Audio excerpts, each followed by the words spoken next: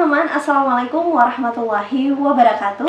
Terima kasih sudah mengklik video ini dan selamat datang kembali di Nina Talks, menyajikan topik menarik seputar self-motivation, bincang literasi, dan perspektif tentang isu-isu terkini. Di Ramadan kali ini, semoga teman-teman semua senantiasa diberikan kemudahan untuk menjalankan ibadah puasa dan juga diberikan semangat untuk berlomba-lomba memperbanyak amal kebaikan di bulan suci Ramadan ini. Semoga semua amal kebaikan kita di bulan suci ini diterima oleh Allah Subhanahu wa Ta'ala. Di bulan Ramadan kali ini teman-teman, Nina Talks akan bercerita tentang perjalanan kehidupan para nabi dan rasul yang melahirkan keteladanan dan menginspirasi kita semua. So, kita mulai dari nabi pertama yang bertugas di bumi sekaligus menjadi manusia pertama yang diciptakan oleh Allah Subhanahu wa Ta'ala. Kisah yang akan saya ceritakan hari ini teman-teman merupakan ringkasan kisah Nabi Adam alaihissalam yang diceritakan oleh ustadz favorit saya, yaitu Ustadz Adi Hidayat. Jadi, kalau kita lihat alurnya teman-teman, malaikat tercipta lebih dahulu, kemudian ada jin. Jin ini di awal penciptaannya ditempatkan juga untuk beraktivitas di bumi. Kurang lebih mereka sudah beraktivitas selama 2000 tahun sebelum penciptaan Nabi Adam alaihissalam. Maka yang mereka lakukan ternyata teman-teman banyak melakukan kerusakan-kerusakan, kemudian pertumpahan darah, dan banyak berbuat kontraproduktif dari misi yang Allah embankan kepada mereka. Allah Subhanahu wa Ta'ala pun mengutus para malaikatnya untuk mengarahkan para jin ini, mengalihkan mereka dari tugas-tugas yang ada di bumi itu ke wilayah samudra. Satu jin yang kemudian dibawa ke alam langit di masa-masa itu. Itulah yang kemudian diharapkan bisa belajar dari ketakwaan malaikat yang tidak pernah bermaksiat kepada Allah dan selalu patuh. Dan jin ini belajar dari kehidupan malaikat, bagaimana ketakwaan penghambaan malaikat sampai berusaha memperbaiki diri, beribadah secara maksimal, mendekat kepada Allah dan viral di alam langit teman-teman dengan sebutan Azazil, makhluk yang terhormat atau hamba yang sangat taat. Selanjutnya, Allah menyampaikan bahwa aku akan menetapkan satu makhluk baru membawa misi yang luar biasa sempurna.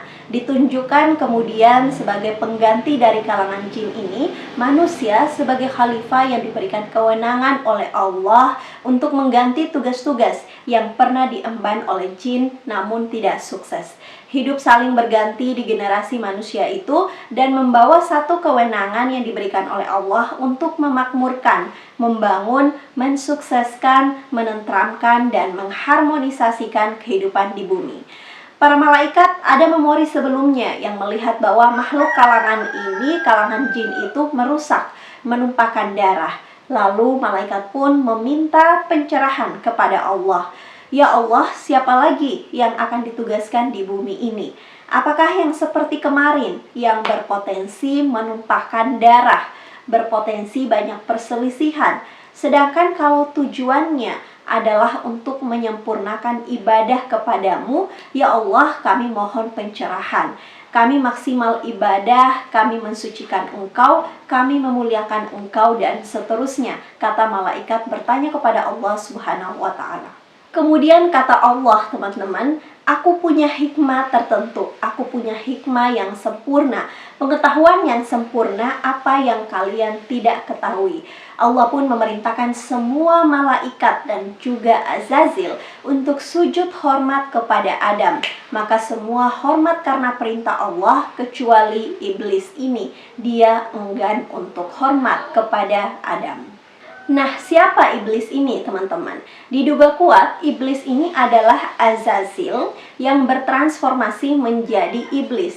Kenapa berubah menjadi iblis? Padahal dia kan tadinya makhluk yang terhormat, makhluk yang tadinya rajin ibadahnya dari kalangan jin tadi. Kenapa berubah demikian teman-teman? Boleh jadi dia Azazil ini sudah merasa taat, lebih hebat, lebih baik sehingga misi khalifah ini menurutnya seharusnya dia yang ambil dan bisa menggantikan gen yang sebelumnya. Bukannya Allah menciptakan manusia lagi, itu menurut si iblis ini. Kemudian Allah bertanya kepada iblis, teman-teman. Hei iblis, kenapa engkau tidak mau hormat sujud kepada Adam? Dan itu perintahku. Ketika aku perintahkan engkau, itu bukan karena hormatnya, tapi karena perintahku, kata Allah. Terus kata iblis, aku lebih hebat dibandingkan dia. Kau ciptakan aku dari api, sedangkan kau ciptakan dia dari tanah. Maka tidak level yang tercipta dari api mesti hormat kepada yang tercipta dari tanah. Mendengar itu Allah pun berkata, keluar dari tempat ini, kamu aku laknat sampai hari kiamat. Iblis pun keluar dari ruangan itu dan tidak mendapatkan rahmat Allah lagi. Ya Allah, kalau memang saya terlaknat, kata iblis, ya sudahlah, terlanjur. Berikan aku waktu sampai dengan hari kiamat itu untuk membuktikan kehebatanku dibandingkan dengan Adam. Aku merasa lebih hebat, kata iblis. Maka kata Allah, baiklah kalau begitu, engkau diberikan kesempatan, silahkan. Terus kata iblis, teman-teman, ya Allah, dengan keagunganmu, aku akan sesatkan semua anak keturunan Adam ini. Aku akan goda, aku akan sesatkan mereka semua. Ya Allah, kalau engkau telah vonis aku tersesat, terlaknat, ya sudah, sekalian saja ya Allah. Sekalian aku akan sesatkan mereka semua dari jalanmu yang lurus itu. Dari perintahmu untuk membangun bumi, memakmurkan, membangun harmoni dan beribadah. Aku akan sesatkan mereka keluar dari jalur ketaatan itu, kata iblis. Aku bersumpah ya Allah, karena engkau telah beri aku kesempatan, aku akan goda mereka langsung dari depannya, belakangnya, kanannya, dan kirinya. Dari semua sisi yang mungkin bisa dia jangkau. Atas nggak disebutkan oleh iblis, karena atas itu ruang hidayah, jalur hidayah Allah, sedangkan yang di bawah itu merupakan jalur kematian. Lalu Allah pun memberikan pelatihan kepada Adam. Ditempatkan di satu ruang dulu untuk diberikan persiapan-persiapan sebelum menjalani kehidupan di muka bumi. Membawa misi yang sangat luar biasa itu sampai dengan kehidupan berakhir. Generasi Adam akan saling menggantikan. Saat yang bersamaan, iblis pun akan mengganggu kehidupan Adam dan generasinya sampai kehidupan ini berakhir. Inilah asal mulanya akan ada godaan-godaan yang disematkan baik kepada Adam maupun anak cucunya, termasuk kita semua, sampai kehidupan nanti berakhir, teman-teman. Kata Allah, hai Adam, tinggallah engkau di jannah ini, akan disertai oleh pasanganmu yang diciptakan dari tulang rusuknya sendiri bernama Hawa.